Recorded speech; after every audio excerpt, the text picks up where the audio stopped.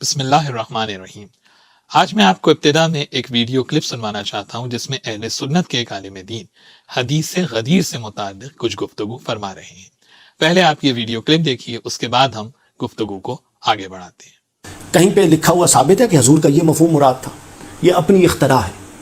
ایک طبقہ اپنی اختراع لیتا ہے، دوسرا طبقہ مولا کے معنی کا اپنا مفہوم لیتا ہے، تیسرا اپنا مفہوم لیتا ہے۔ یہ موم کی ناک ہے، جس طرح مرضی موڑ دے۔ لہٰذا حضور نے چونکہ مولا کا لفظ بولا، لہٰذا حضرت علی کو مولا کہنا خود رسول اللہ کی سنت ہے اور نص سے حدیث سے ثابت ہے۔ لہٰذا مفہوم میں نہ جائیے اس کا کیا مفہوم تھا۔ تو لہٰذا ہم میں سے ہر طبقے نے، وہ بریلوی ہو، وہ دیوبندی ہو، وہ شیعہ ہو، وہ اہل حدیث ہو، ہر طبقے نے اپنے طبقے کے پیراڈائم کو مد نظر رکھتے ہوئے قرآنی آیات اور احادیث صحیح دونوں کا مفہوم متعین کر کے رکھا ہے، اور اپنے طبقات میں وہی مفہوم سمجھاتے پڑھاتے ہیں۔ ان کی اس گفتگو پر میرا پہلا اعتراض یہ ہے کہ انہوں نے کہا کہ مولا کے لفظ کو لے لیں اور معنی کو چھوڑ دیں، یعنی انسان بغیر سوچے سمجھے فقط الفاظ کو دہراتا رہے اور کچھ سوچنے سمجھنے کی ضرورت نہیں ہے بقول ان کے۔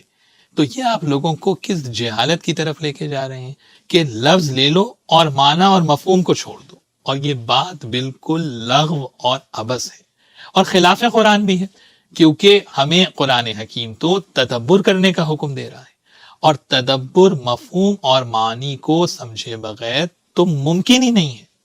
قرآن صرف الفاظ دہرانے کا نہیں بلکہ سوچنے، سمجھنے اور تعقل کرنے کا حکم دیتا ہے۔ یہاں پر ایک میں مثال دوں، جیسے لفظ ہے خاتم النبیین، قرآن حکیم نے بھی اس لفظ کو استعمال کیا ہے۔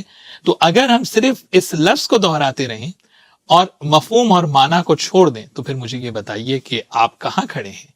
اس کا معنی ہے صرف لفظ نہیں، لفظ کے ساتھ ساتھ مفہوم اور معنی کا بھی جاننا انتہائی ضروری ہے۔ کہیں پہ لکھا ہوا ثابت ہے کہ حضور کا یہ مفہوم مراد تھا؟ یہ اپنی اختراع ہے۔ ایک طبقہ اپنی اختراع لیتا ہے، دوسرا طبقہ مولا کے معنی کا اپنا مفہوم لیتا ہے، تیسرا اپنا مفہوم لیتا ہے۔ یہ موم کی ناک ہے، جس طرح مرضی موڑ دے۔ دوسرا، انہوں نے حدیث رسول جو پیغمبر اکرم صلی اللہ علیہ وسلم نے غدیر خم کے موقع پر ارشاد فرمایا، من کنت مولا ہو فہذا علی مولا، اس کے متعلق انہوں نے یہ کہا کہ یہ کہیں نہیں لکھا کہ رسول اللہ صلی اللہ علیہ وآلہ وسلم نے مولا سے کیا مراد لیا تھا، اور بقول ان کے کہ ہر کسی نے اپنے اپنے حساب سے مولا کے معنی اختراع کر لیے ہیں، اور بقول ان کے کہ بھئی یہ تو موم کی ناک ہے، جدھر چاہو موڑ دو۔ کہیں پہ لکھا ہوا ثابت ہے کہ حضور کا یہ مفہوم مراد تھا؟ یہ اپنی اختراع ہے۔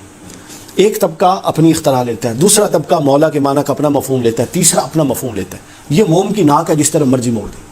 تو جناب، میں ان مولانا صاحب کی خدمت میں اور اپنے تمام برادران اہل سنت کی خدمت میں عرض کروں کہ مولا کے معنی خود پیغمبر اکرم صلی اللہ علیہ وآلہ وسلم نے حدیث غدیر میں بیان فرما دیے ہیں۔ نص حدیث میں خود مولا کا مفہوم موجود ہے۔ مولا کے معنی ہم نے اختراع نہیں کیے، ہم نے اپنی طرف سے نہیں بنائے کہ بقول ان کے کہ موم کی ناک ہے، جدھر چاہو موڑ دو۔ کچھ خیال کریں، حدیث رسول موم کی ناک نہیں ہے۔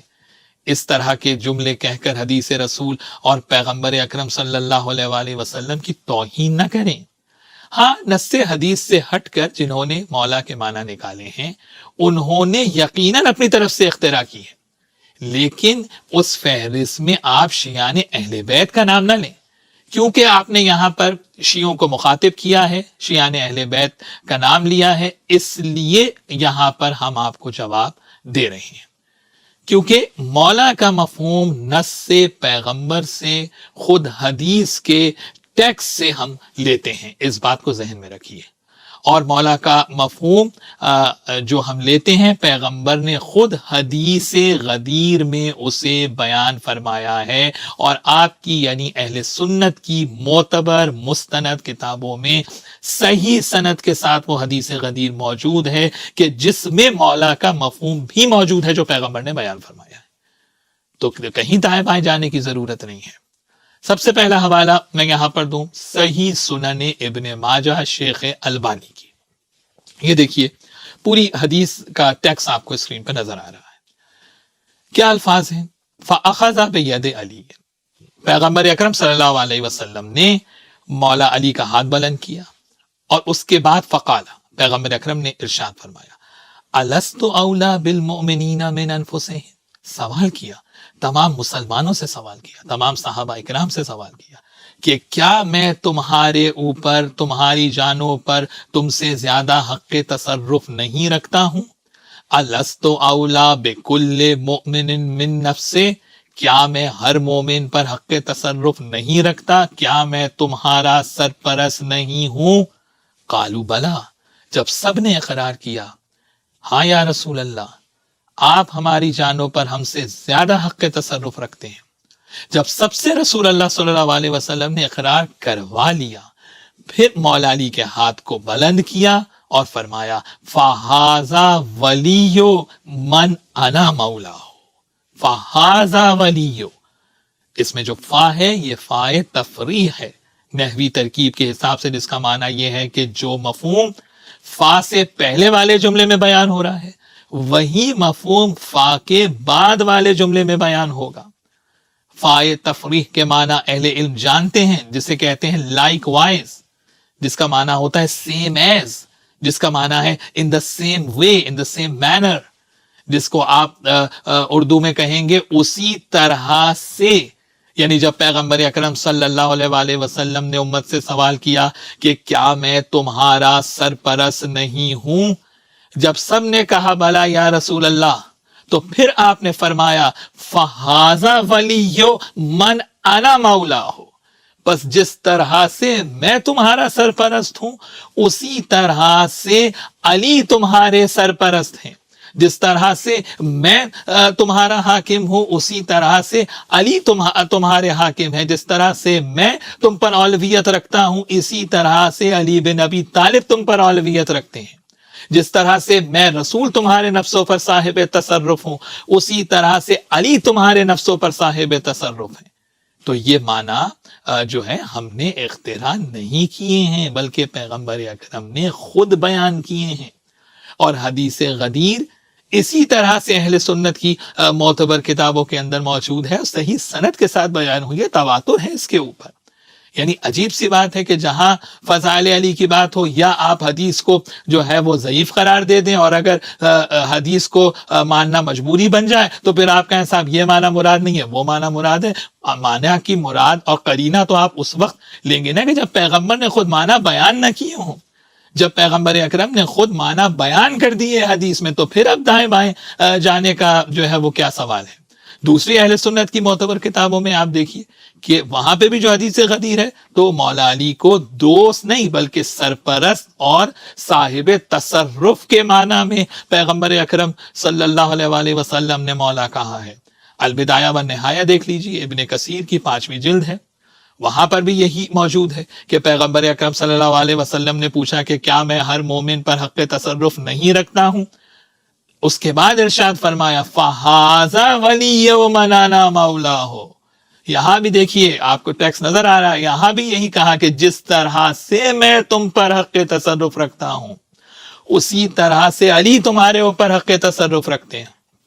مسند احمد ابن حنبل کو دیکھ لیجیے، شعیب ارناؤت، یہی آپ کو حدیث ملے گی۔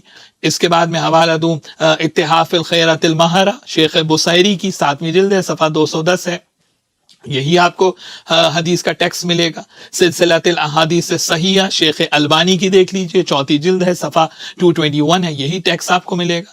المطالب العالیہ ابن حجر عسقلانی کی دیکھ لیجئے، 1 جلد ہے، صفحہ 142 ہے، یہی ٹیکسٹ آپ کو ملے گا۔ جتنے حوالے دیکھتے چلے جائیں گے سب میں اہل سنت کی کتابوں کی بات کر رہا ہوں۔ مولا کے معنی خود نص حدیث میں موجود ہیں، جو سرپرست اور حاکم کے معنی میں ہیں، اولاد تصرف کے معنی میں ہیں۔ تو آپ مجھے بتائیے کہ پھر خلیفہ بلا فصل کے جو ہے وہ اور کیا معنی ہوتے ہیں پھر؟ یعنی حدیث غدیر جو اہل سنت کی یہاں تواتر سے آئی ہے، اس حدیث کا متن، اس حدیث کا ٹیکسٹ جو ہے ان دلائل میں سے ایک ہے جس سے مولا علی علیہ السلام کا بحکم خدا رسول اللہ صلی اللہ علیہ وسلم کا خلیفہ بلا فصل ہونا ثابت ہے۔ اب اگر آپ کو نہیں ماننا مولا علی کی فضیلت کو تو آپ نہ مانیے، لیکن آپ یہ نہ کہیے کہ شیعوں نے معنی اختراع کیے ہیں۔ ہم نے معنی اختراع نہیں کیے ہیں، دوسروں کے لیے یہ بات آپ کہیے، ہمارے لیے نہ کہیے، کیونکہ ہم مولا علی کو جو مولا مان رہے ہیں وہ نص سے حدیث رسول صلی اللہ علیہ وسلم سے مانتے ہیں، اور وہ معنی سرپرست کے معنی میں ہے، وہ مولا اولویت کے معنی میں ہے، وہ مولا حاکمیت کے معنی میں ہے، وہ مولا اولا بالتصرف کے معنی میں ہے، کہ جس سے مولا علی علیہ السلام کا خلیفہ بلا فصل ہونا ثابت ہے۔ اور یہ بھی روایات موجود ہیں کہ پیغمبر اکرم صلی اللہ علیہ وسلم نے ارشاد فرمایا کہ علی میرے خلیفہ ہیں، من بعدی، میرے بعد۔ آپ دیکھیے کہ حوالے موجود ہیں کہ پیغمبر اکرم نے ارشاد فرمایا کہ علی میرے بعد میرے خلیفہ ہیں، یہ نہیں کہا کہ فلاں فلاں کے بعد علی خلیفہ ہیں۔ یہ بھی دلیل ہے مولا علی علیہ السلام کے خلیفہ بلا فصل ہونے پر۔